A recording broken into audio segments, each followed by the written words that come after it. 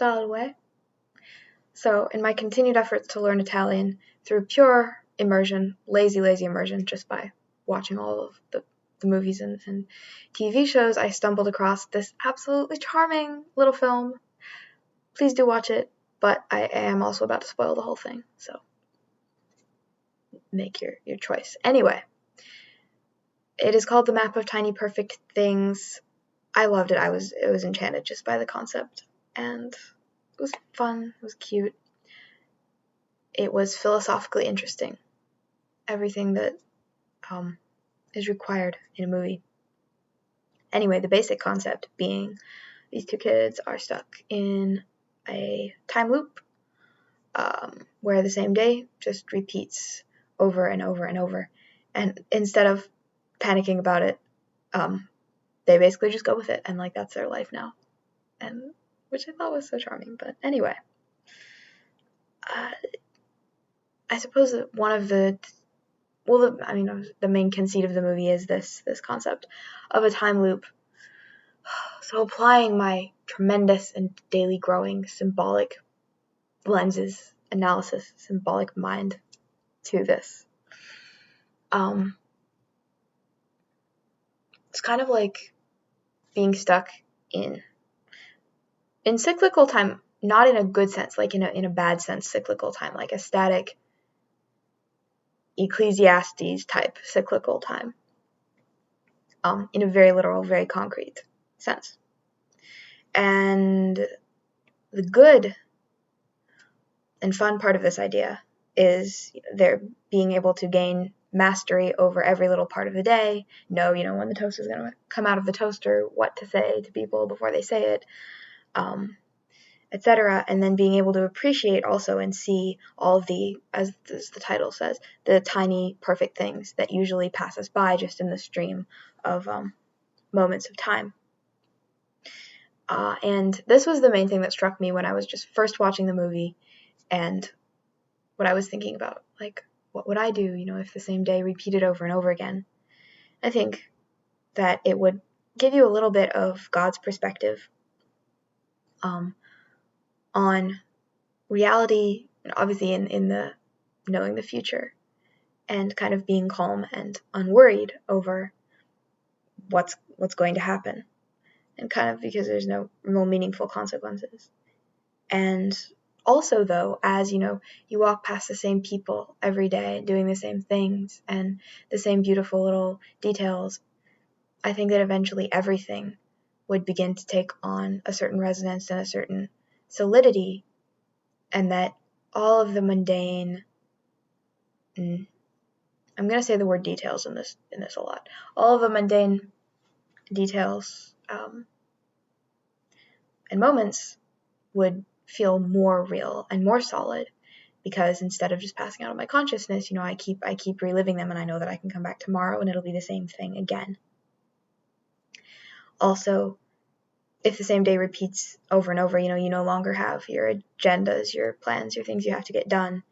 You're just open to discovery and having fun and appreciating the beauty of that day and of reality in general. And I think it would make me realize more how truly all of time is real.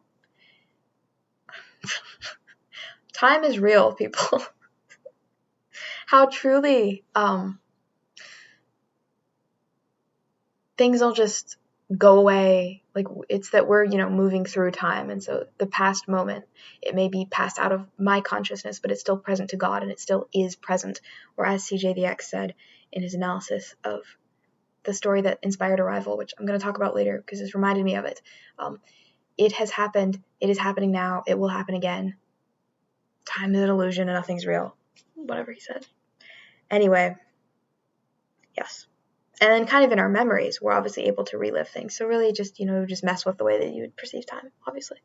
But this is kind of a similar effect, I suppose, or in a more concrete and concise way of representing the state of mind that you go into in maybe like a fast or an intense period of contemplation, interrupting your normal life, or just these kind of valley or desert type periods of limbo that we all go through, where you're just more in stasis and therefore more attuned to what's going on around you.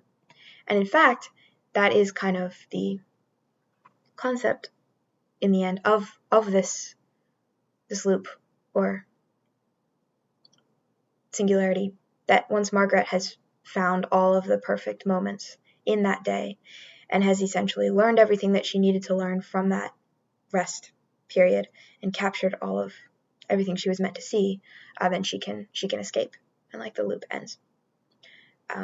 But see, the bad part of the concept, of course, of being stuck, in the same day over and over is it is a way to represent just being unable or unwilling to move on in life in general, right? Margaret is clinging to and reliving the past, and unable to go forward because she doesn't want to lose her mother, who's dying. And then Mark is happily and selfishly stuck in his childhood and wanting to remain stuck there. And kind of like Peter Pan, just from fear of losing his own controlled, fun little life and having to make decisions and having to take responsibility.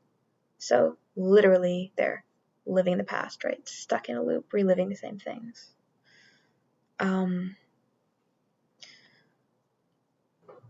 The film, I guess, provides a sort of antithesis between time as like this ever-flowing river of things constantly appearing and disappearing, and then time as eternally, statically present, for example, as it is to God, and nothing really changing. So what is eternity? Or what is it to escape time? Whatever that is, or whatever that is going to be, it's not the limited substitute for true eternity that this time loop provides. As in eternity, the resurrection, like the future state, whatever it's going to be, Mark and Margaret are living outside of time, essentially, and like they know the future, and so you might say and they feel for a while that they've transcended and like they're free. But in reality, the loop it's a limited, it's a false, too easy, too early kind of cheat, kind of preview of whatever the fuller eternity is going to be. So kind of like the fruit of knowledge, in the sense that promises them freedom from time. In reality, it just robs their actions of meaning and takes them out of the realm of real life instead of bringing them into a deeper and fuller experience of real life.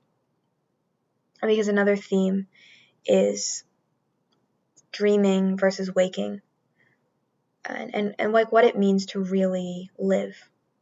In a dream, there are no consequences, and you, the dreamer, are the only real thing, and like the center of reality. This also reminds me of Inception, doesn't it? Oh, I might need to do a little add-on to this video. I should. Anyway, in a dream, there's no real consequences. You're like the center of reality.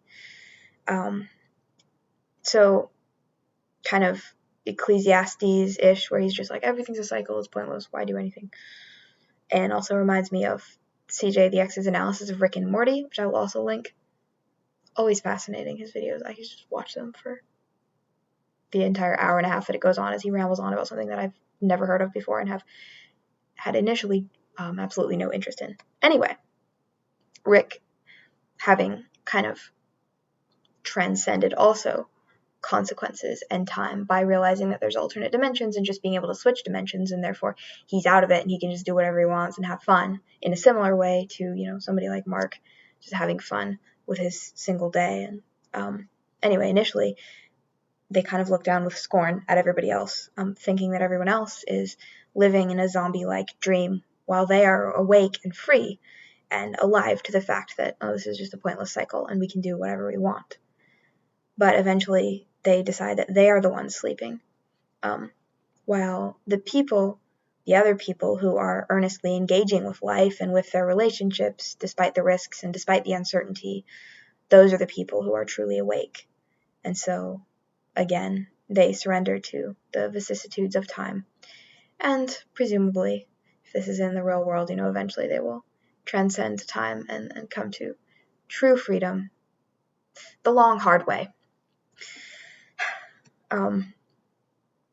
This movie also reminds me of that other CJ's analysis of the story that originally inspired Arrival, in which a woman begins remembering the future, but she doesn't stop living. She still lives her life in the normal way. It's just she also knows what's going to happen, but that doesn't stop her from acting. Also reminds me of Hamlet. Everything reminds me of Hamlet. I spent like a month and a half analyzing Hamlet. It's part of my brain now. Anyway, because on one of the final loops, Mark lives the day like any other day and kind of more selflessly, talking to strangers and integrating himself with his family. Just because he knows what's going to happen and it feels fated, or in this case, it's literally fated, doesn't mean that he shouldn't play his role and love the people who are around him and, play his role and choose to live and to be a part of life. So I guess in summary, time loop, very fascinating concept. On the good side, it made me think about how the way I experience time is not time in its full reality, and how everything that happens is how the past is just as real as outside this apartment or any place that I am not. It's just that I'm not there anymore, but it's still real and it's still eternal. And made me think about that. On the bad side, we can't right now transcend causality or uncertainty or risk or loss. Got to get through those things in order to eventually arrive at whatever will be the transcendence of time that eternity provides and that the resurrection provides. We can't kind of skip the hard part. So we got to live our lives. But it was a cute movie. I liked it.